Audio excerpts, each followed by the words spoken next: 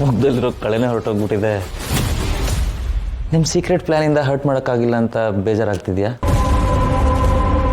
Surprise ಹಾಳು ಮಾಡಿಬಿಟ್ಟೆ. So sad.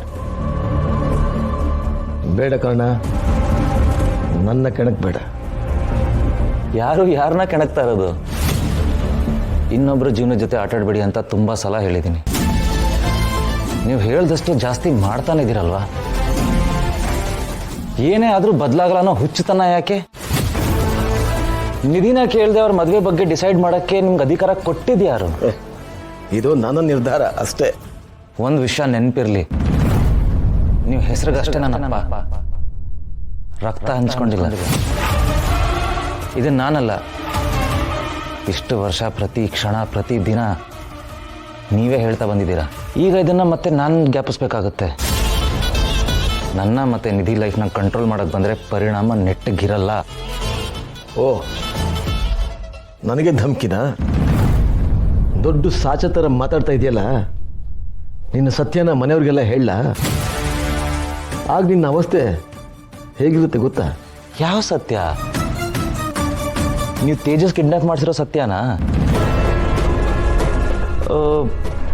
ನಿತ್ಯ ಮದುವೆನ ಪ್ಲಾನ್ ಮಾಡಿ ನನ್ನ ಜೊತೆ ಮಾಡಿದ ಸತ್ಯನಾ? ಇಲ್ಲಾಂದ್ರೆ ಅವ್ರ ಮನೆ ಸುಟ್ಟು ಹಾಕಿದ್ರಲ್ಲ ಆ ಸತ್ಯನಾ? ಯಾವ ಸತ್ಯ ಹೇಳ್ತೀರಾ? ಬನ್ನಿ, ನಾನು ನಿಮ್ಮ ಜೊತೆಗೆ ಬರ್ತೀನಿ. ಒಟ್ಟಿಗೆಲ್ಲ ಬನ್ನಿ. ಅದರಿಂದ ನಿನಗೆ ಡ್ಯಾಮೇಜ್ ಆಗೋದು, ನನಗೇನು ಪ್ರಾಬ್ಲಮ್ ಇಲ್ಲ. ನಿತ್ಯನಿಗೆ ನೀನು ತಾಳಿ ಕಟ್ಟಿಲ್ಲ ಅನ್ನೋ ವಿಚಾರ ಮನೆಯವ್ರಿಗೆ ಗೊತ್ತಾದರೆ ಮನೆಯವರು ನಿನ್ನ ಆಚೆಗೆ ಹಾಕ್ತಾರೆ. ರಿಯಲಿ? ಮನೆಯಿಂದ ಆಚೆ ಹಾಸ್ಕೊಂಡು ನಿಮ್ಮ ಅಭ್ಯಾಸ ಇದೆ ಅಲ್ವಾ? ಅದಕ್ಕೆ ಏನು ಮಾಡಿದ್ರೆ ಮನೆಯಿಂದ ಹೊರಗಡೆ ಹೋಗ್ಬೋದು ಅಂತ ನಿಮಗೆ ಚೆನ್ನಾಗಿ ಗೊತ್ತಿರುತ್ತೆ. Don't act two smart Karna. I am smart. Act ಮಾಡೋ ಅವಶ್ಯಕತೆ ಇಲ್ಲ. ಅದೇನಿದ್ರು ನಿಮಗೆ ಬಿಟ್ಟಿದ್ದು. ಮದುವೆ ದಿನ ಅಜ್ಜಿ ಹತ್ರ ಹೋಗಿ ಮಾತಾಡಿದ್ಯಾರು? ನಿತ್ಯ ಮದುವೆ ಆಗಲಿ ಅಂತ ಅಜ್ಜಿ ತಲೆ ತುಂಬೋರು ಯಾರು? ಇದೆಲ್ಲ ಅಜ್ಜಿಗೆ ಮರ್ತೋಗಿದೆ ಅಂತ ಅನ್ಕೊಂಡಿದ್ದೀರಾ?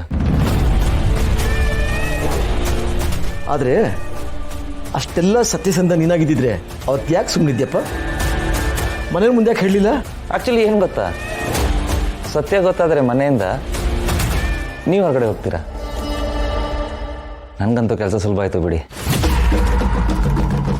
ನಮ್ಮ ಸಂಬಂಧ ಚಿಕ್ಕ ಕೊಂಡಿಲಿ ಉಳ್ಕೊಂಡಿದೆ.